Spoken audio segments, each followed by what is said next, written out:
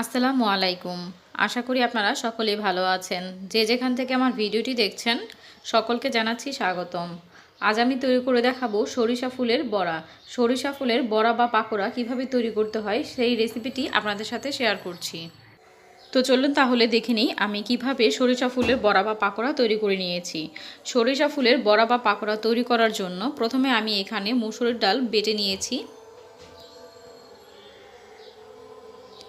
আমি মসুরের ডালগুলোকে খুব ভালো করে ভিজিয়ে নিয়েছিলাম এবং তারপরে পাটায় বেটে নিয়েছি। এখন এর মধ্যে আমি পেঁয়াজ কুচি দিয়ে দিচ্ছি কাঁচামরিচ কুচি, দিয়ে দিচ্ছি সামান্য হলুদ গুঁড়া হাফ চা চামচের মতো,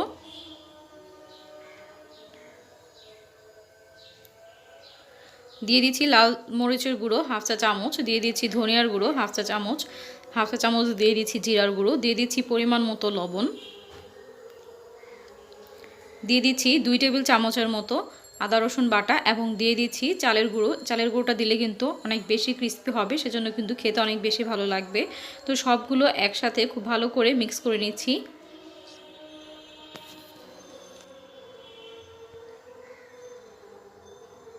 খুব ভালো করে মিক্স করে নিয়েছি।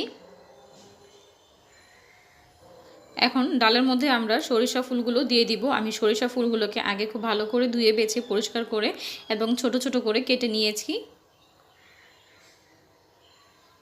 তো এবার আলতো হাতে আমি সরিষা ফুলগুলোকে ডালের সাথে খুব ভালো করে মিক্স করে নিয়েছি। আপনারা চাইলে কিন্তু ডাল ছাড়াও শুধু সরিষা ফুলের বড়া বা পাকোড়া তৈরি করে নিতে পারবেন, সেই ক্ষেত্রে কিন্তু বেসন দিয়ে তৈরি করে নিতে হবে।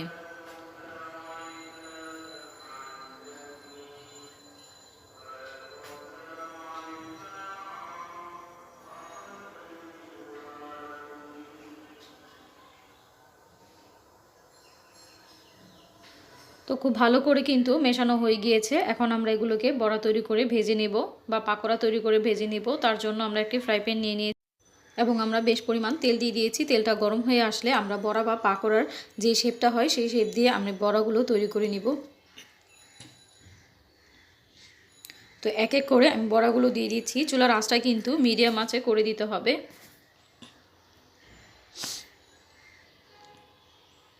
একটা পাশ হয়ে গেলে আমি উল্টে দিব। চুলার আঁচটা মিডিয়াম আঁচে রেখে তারপরে কিন্তু বড়াগুলোকে ভেজে নিতে হবে।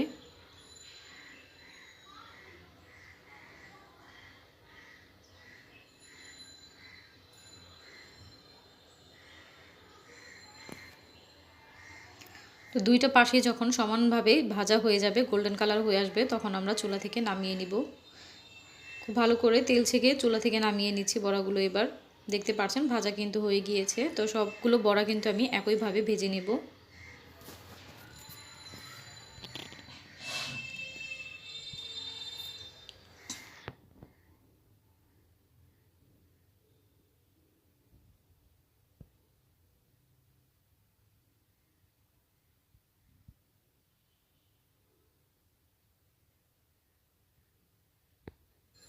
তো একইভাবে কিন্তু আমি সবগুলো বড়া বা পাকোড়া তৈরি করে নেব। আপনারাও বাসায় এটি ট্রাই করবেন। এই সরিষা ফুলের বড়াটা খেতে কিন্তু খুবই সুস্বাদু হয়ে থাকে এবং খুবই মজা লাগে। আপনারা যদি বাসায় তৈরি না করেন তাহলে কিন্তু বুঝতে পারবেন না। অবশ্যই বাসায় একবার হলেও ট্রাই করবেন। তো আশা করছি আমার আজকের ভিডিওটি আপনাদের কাছে ভালো লেগেছে। ভিডিওটি যদি ভালো লেগে থাকে একটি লাইক দিয়ে দিবেন এবং আপনাদের মতামতগুলো কমেন্ট বক্সে কমেন্ট করে জানাবেন। ভিডিওটা শেয়ার করে আপনাদের ফ্রেন্ড অ্যান্ড ফ্যামিলিকে দেখার সুযোগ করে দিবেন। আমার চ্যানেলে যারা নতুন আছেন তারা অবশ্যই চ্যানেলটিকে সাবস্ক্রাইব করে বেল আইকনটি বাজিয়ে রাখবেন সবার আগে নোটিফিকেশন পাওয়ার জন্য। আর যারা আমার চ্যানেলটিকে সাবস্ক্রাইব করে রেখেছেন তাদেরকে অসংখ্য ধন্যবাদ। আবারও হাজির হব মজার মজার রেসিপি নিয়ে। আল্লাহ।